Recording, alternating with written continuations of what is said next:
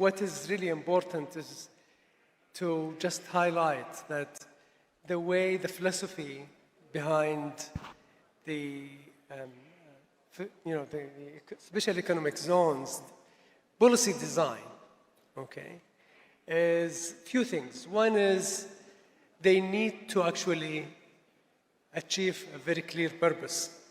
It's not really just creating a special zone for creating a special zone. They need really to fill a gap in the economy. Second is they really need to be designed as a policy to give as much freedom to the investors as possible, simply because largely they are actually export-oriented.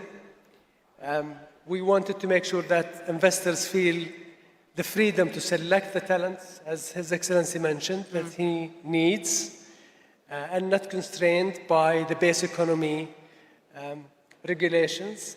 Three, they need to complement and not compete against or cannibalize against the base economy. So guardrails have been put in place to make sure that this does not happen. Another guardrail is we need to make sure that they do not cannibalize each other.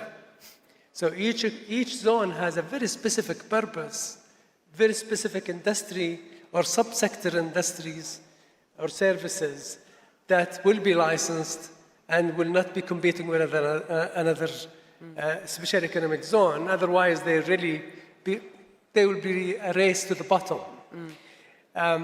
Few things also that we looked at in terms of how we are going to approach this.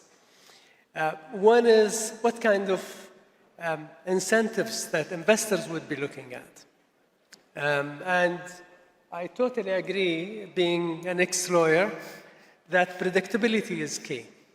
So even if we wanted to give certain incentives, you need to make sure that these incentives are very clear and very predictable, so that because people are investing for 10, 15, 20 years, and they cannot afford to take the risk of actually the government changing the rules in the middle of the game.